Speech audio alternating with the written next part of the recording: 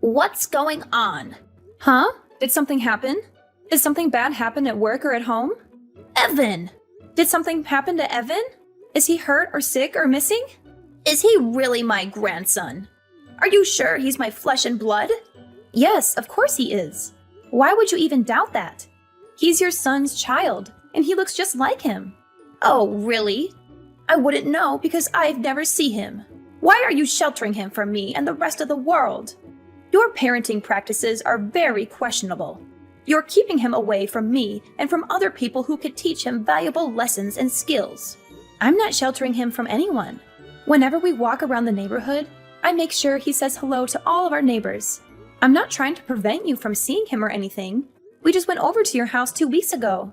You're exaggerating and being paranoid. That's not enough. He's going to know the people in his neighborhood better than he knows his own grandmother. You're being very inconsiderate. Think about how that looks for me. You're depriving him of a close bond with me and a sense of family and tradition. Mom, listen. We've discussed this before. Wanting to see your grandchild is one thing. It's totally different to want to see your grandson so you can force him to do what you want. You invited him over, saying you wanted to play, but you made him rearrange your living room with you. You tell everyone he's going to Harvard, so you force him to study instead of letting him play outside. It's no wonder he doesn't want to come over that much. You use him as a tool to fulfill your own agenda and to impress others. You don't let him have fun or be himself. You make him feel stressed and unhappy whenever he's with you. What are you saying? How dare you talk to your mother-in-law that way? Are you accusing me of being a bad grandmother and a bad person? How disrespectful and ungrateful of you. You should be thankful that I care about him and that I want the best for him. Trust me, I want Evan to have a good relationship with you. But that's not going to happen if you keep making him do things he doesn't want to do because you think it's right. I appreciate that you love him and that you have good intentions for him. But you need to understand that he's his own person and that he has his own dreams and preferences. Are you doubting my judgment? You're such a naive, foolish woman. I've been on this earth far longer than you have. I know what's best for him. You're really failing as a parent. I think you have a lot to fix about yourself before you can continue to raise your son. Yeah, okay. I'll get on that. Sure, whatever. I'll do that right away. By the way, when are you expecting your baby? James told me the news. You're having another child, right? Why did you keep it a secret from me? Why didn't you share this wonderful news with me as soon as you knew? Oh, my bad. We've been very busy and stressed since we learned about it. This is what I mean by your mistakes and flaws. You need to improve yourself before your second child is born and be a better mother and a better daughter-in-law. I'm warning you now. You better have a daughter this time, or you'll face the consequences. What is that supposed to mean? I can't choose the gender of my baby. It's determined by nature and chance. I don't care about that. What if you have another rude and disobedient son like Evan? This world needs more females, not males who cause trouble and violence. And I'll be the one who decides what to call her. Don't you even think about arguing with me or defying me on this matter. Excuse me? You can't be serious. I've always dreamed of having a little girl of my own. It's not my fault that my marriage ended before I could have one. James is my only son and my only chance of having grandchildren.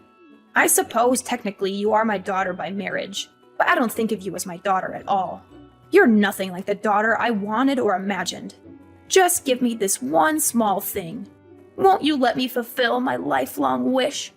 So basically you're saying, shut up, I'm going to choose your daughter's name. Is that about right? Exactly. Yes, that's exactly what I'm saying. Wow. The parents of a child are the ones who name it.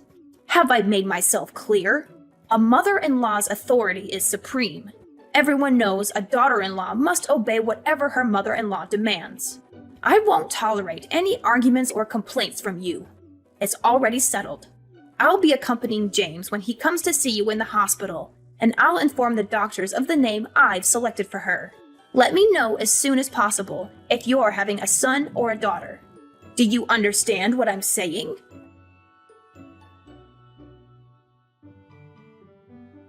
You're having a boy? Yes, I told you that I wanted you to have a girl. You're useless.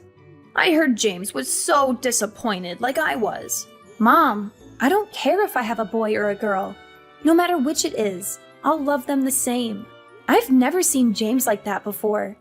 He went into a rage and was screaming at the top of his lungs. He did that? Yes, he did. He was screaming, "Why isn't it a girl? Do something, you pathetic excuse for a doctor." He grabbed the doctor by his jacket and screamed in his face. It took 4 nurses to get them separated. Then he directed his anger at me. He screamed at me until he lost his voice, then stormed out and went home. He went that crazy just because we aren't having a girl. He didn't listen to me at all. Maybe if you talk to him, you could calm him down. I'm not going to do that. What? Oh, based on what you're saying, James did nothing wrong. He feels the same way I do. We both want a girl. I tried telling that to the doctor too, but I guess he didn't listen. I've been calling him every day. You have? What do you think he could do? Of course I've been calling him. What good is he if he couldn't make you have a girl? James's reaction was only natural. A hospital is nothing more than a service, and we're the customers. Are you insane? I can't believe this. Do you really think the doctor could do anything about me having a boy or a girl? Nonsense! I did my research. Science and medicine have come a long way. Shut your mouth if you don't know what you're talking about. Ugh, another boy. Have you thought about terminating it? Absolutely not. What's going through your head? All right, then I guess we have no other options here. You need to give that baby a sex change.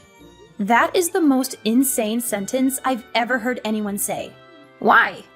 People do it all the time. I was born a boy, but in my heart I'm a girl, blah, blah, blah. Haven't you heard anyone say that? People get surgery for it all the time.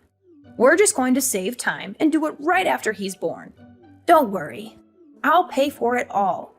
That's what I decided, and my word is final. Understood? Kathy, are you listening? Yeah. I just had to go and throw up. Don't try to fake morning sickness. You're not fooling me. Everyone knows there's no such thing as morning sickness with your second child. It's not morning sickness. What you just said literally made my stomach turn over and made me sick. What do you mean?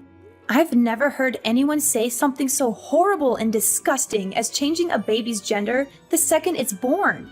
Aside from the fact that you've gone and decided that selfishly on your own, do you think there's any doctor on earth who would perform that surgery? Ugh. There's another one of your flaws coming out. You have no idea what the modern world is like. I told James not to marry you. I wish you would have listened. If you don't change that attitude, I'll be forced to take drastic measures. Go ahead. I'm sick of talking to you and listening to your ridiculous and horrific demands. I'm not listening to another word.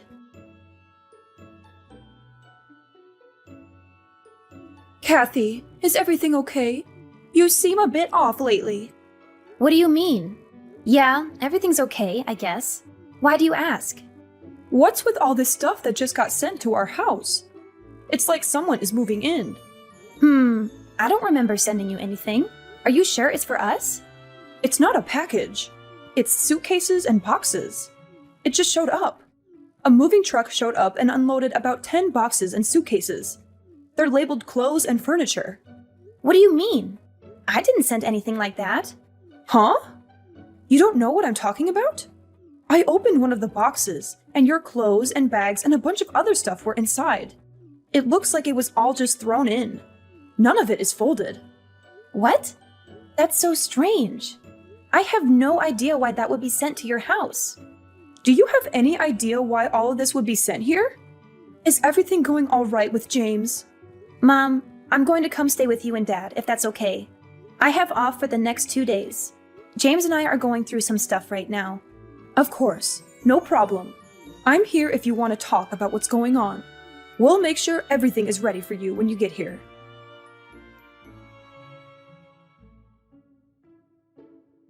Hey, Kathy. Did everything make it to your parents' house? I knew you were behind this. No need to repay me for the moving truck. It was my pleasure. Of course, James thought it was a good idea too. We sent over the divorce papers too. They'll probably arrive tomorrow. Be a good girl and sign them ASAP. Divorce papers? James and I haven't decided on anything regarding a divorce. That's something a husband and wife decide, not the mother-in-law. No need to talk. James has already said that that's what he wants. He told me to text you because he doesn't want to talk to you. Is that so? Isn't he concerned at all about his children? Oh, you mean that little brat and the fetus inside you? He said you can have them. He said he doesn't need them anymore. Don't worry, he agreed to pay child support. Ugh, whatever. I'll sign the papers and bring them down to the courthouse tomorrow afternoon. Would you look at that? As soon as money comes into the conversation, you agree right away. You are not even trying to hide the fact that you're after his money. I don't care about that money. My dad's right next to me and has been reading this conversation. I'm taking his advice to get rid of that pathetic husband and his wretched mother. Money is an afterthought. Plus, my dad said he'd figure something out in regards to money. Your father said that? As in, your father, the real estate agent, said he'd take care of money. He's never given your James a cent up until now. He said he wanted us to learn the value of $1 on our own before he helped us out at all. I respected his choice to not give us any handouts. We never needed any help anyway, because I make a good salary at my job. But now if he helps me financially, I won't need any money from you two monsters. Well, isn't that nice? Daddy coming in to save the day, saving you from the evil villains you're making us out to be. That's ironic, since you're the only one who's to blame for all of this. You're the one who just couldn't make my wish come true and have a girl. I've got to ask, why are you so obsessed with me having a girl? Well, isn't it obvious? We'd put her in lessons from a very young age. She'll learn to sing and dance and become a little superstar. Once she gets scouted and becomes famous, she'll thank me by paying for anything I want for the rest of my life. I saw something like that on the news a little while ago. If she has James's genes, she'll be gorgeous. On the other hand, a boy will be completely useless to me. Unbelievable! You only care about how to use the child for your own personal gain. Isn't it natural for a child or grandchild to care for the people in their family? If you don't want any child support, that's fine.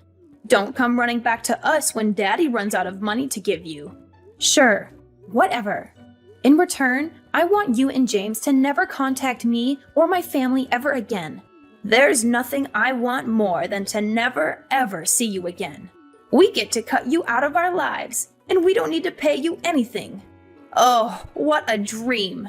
Well, then there's nothing left to discuss. Have a nice life, you worthless, pathetic woman.